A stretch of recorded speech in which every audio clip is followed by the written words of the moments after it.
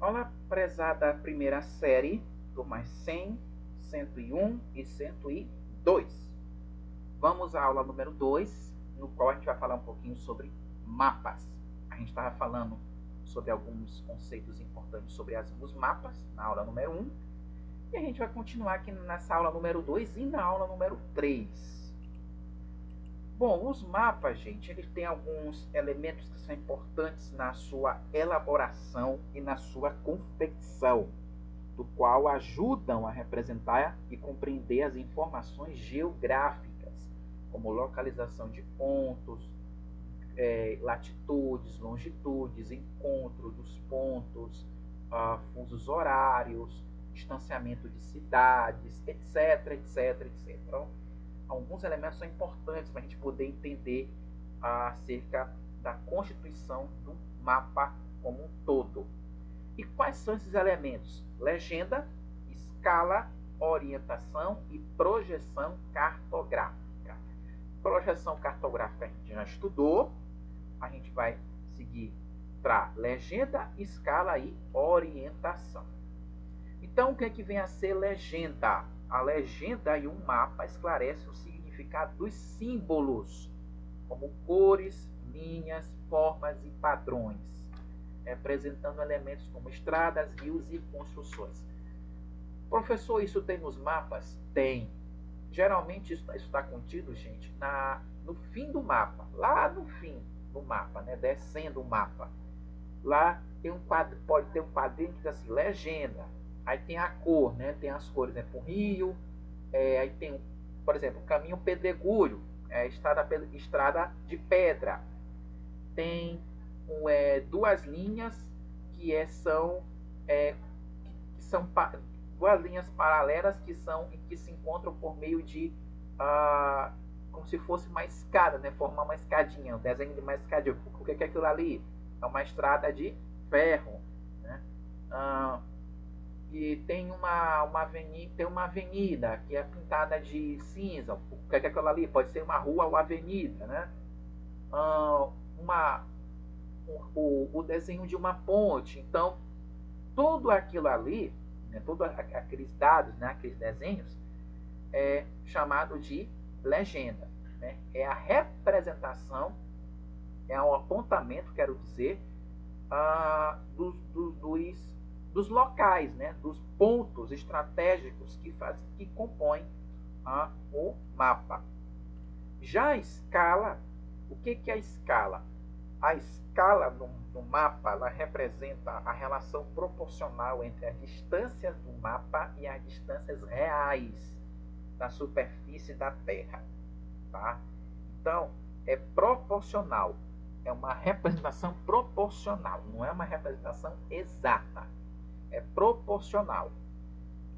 É algo relacionado à aproximação, tá? Isso que nós chamamos de escala. Por exemplo, uma escala de 1 para 10.000 significa que uma unidade no mapa corresponde a 10.000 unidades na realidade, tá?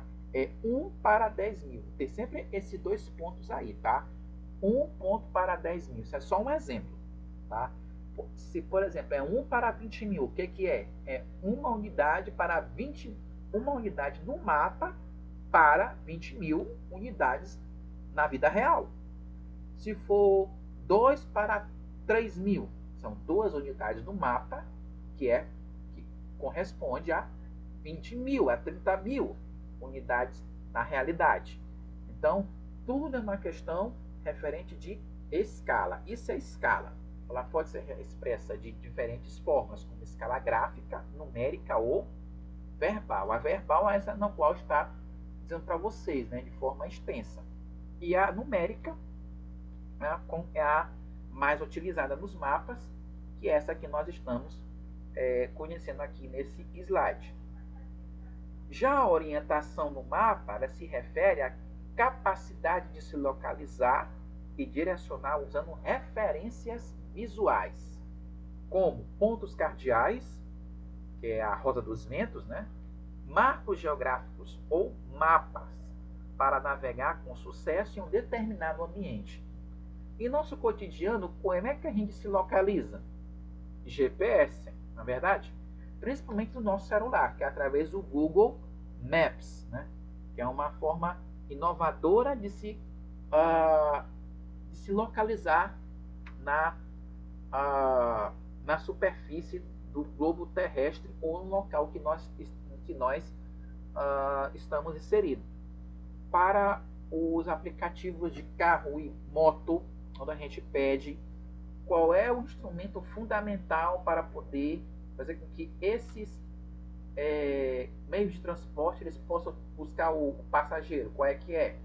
O GPS, né, o contido nos aplicativos. Então é importante a gente entender que através da orientação é um fator determinal e fundamental para poder um indivíduo ele saber do local da onde ele se encontra. As projeções a gente já estudou na aula número 1, né, que se refere-se à maneira como a superfície tridimensional da Terra é representada em um mapa plano, que pode ser por meio do planisfério, projeção cilíndrica, de Pérez, de Mercator, já aprendeu isso, a cônica, né, e a azimutal. É uma técnica utilizada para transferir informações geográficas do globo para uma superfície plana, introduzindo inevitáveis distorções. Então, as projeções também é uma representação da superfície terrestre em uma superfície plana ou côncava, né? Metade, né, do círculo, no qual é ali representado os territórios que ali tem uma localização adequada para a sua interpretação. E os mapas temáticos, conforme a gente está falando aqui, que faz dentro da questão sobre conhecer os mapas, são os mapas que se concentram em exibir informações específicas sobre um tema ou tópico particular, em vez de representar características geográficas gerais. Eles servem para comunicar dados específicos, como distribuição demográfica, uso do solo, padrões climáticos, entre outros. Esses mapas temáticos, gente, um exemplo deles é o mapa físico, tá? O mapa físico. Eles são importantes porque esses mapas físicos, eles apresentam a estrutura geológica, apresenta tamanho do relevo, forma hidrográfica e por aí vai. Um órgão que elabora mapas temáticos é o IBGE, é o Instituto Brasileiro de Geografia e Estatística. Ele elabora mapas para poder fazer a contagem, para poder fazer, né, para poder auxiliar na contagem populacional, para poder saber o tamanho do espaço de uma determinada região, para, por exemplo, o governo quer construir casas naquela região, o que um dos fatores que é necessário? Ter um mapa daquela região para poder saber o tamanho, né, a dimensão da superfície.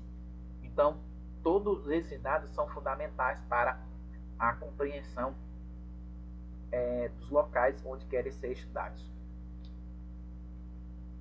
Espero que vocês tenham compreendido essa aula.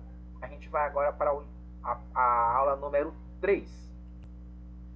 Nesta aula número 3, a gente vai falar um pouco sobre mapas, né? A gente está agora falando sobre o tipo do mapa, então a gente vai continuar a falar sobre os mapas que faz parte do nosso cotidiano.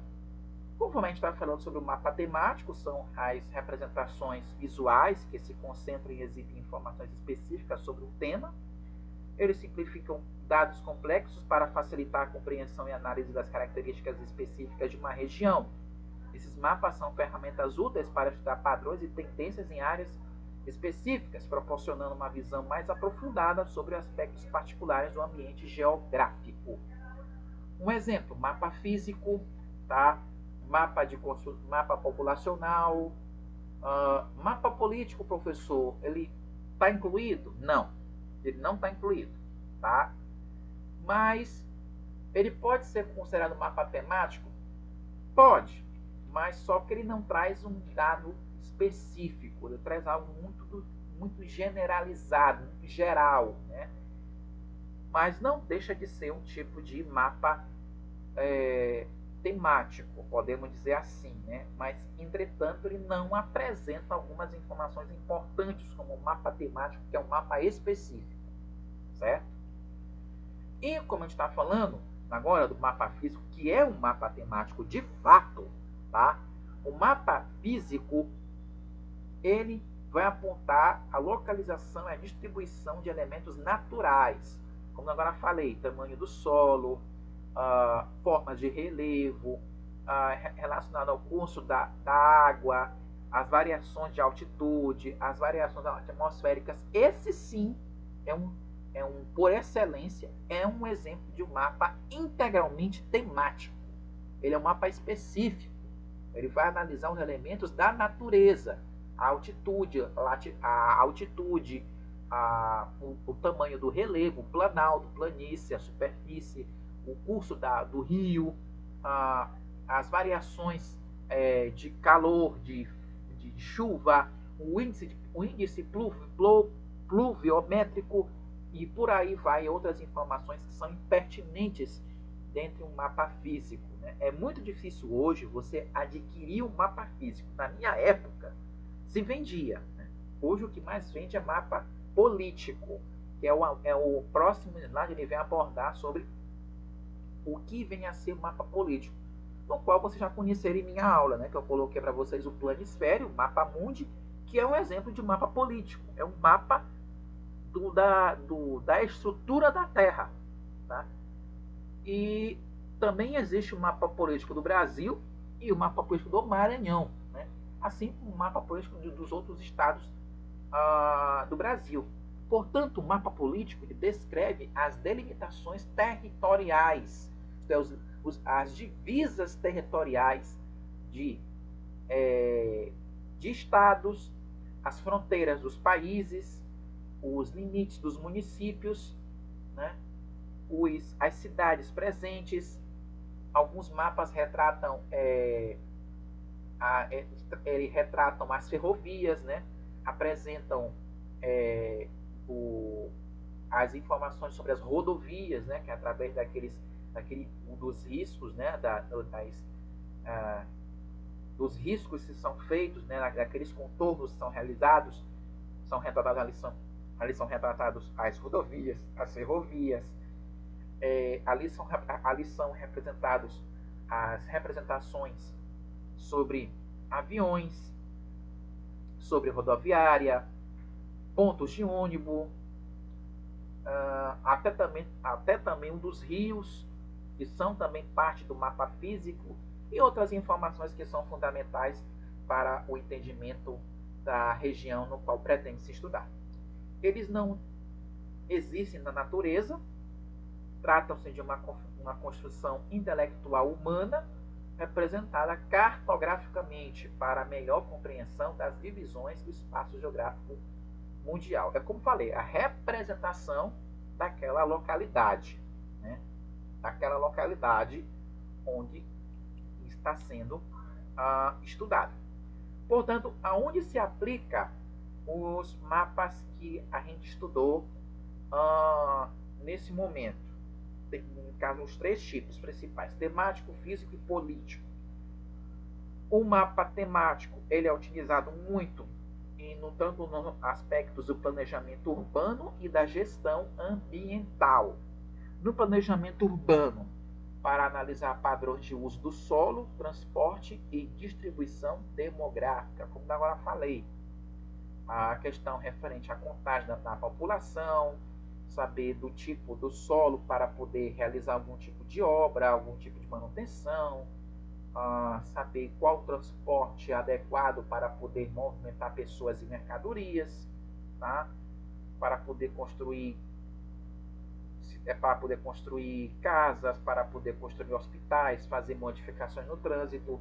Então, para isso é que serve o mapa temático. E também para o viés da gestão ambiental, que é através do mapeamento de áreas de conservação, no caso, unidades de conservação, como parques ambientais, recursos naturais e impactos ambientais, para poder ver as questões relacionadas às consequências e ações ambientais que venham, de alguma forma, trazer algum tipo de impacto para aquele localidade natural.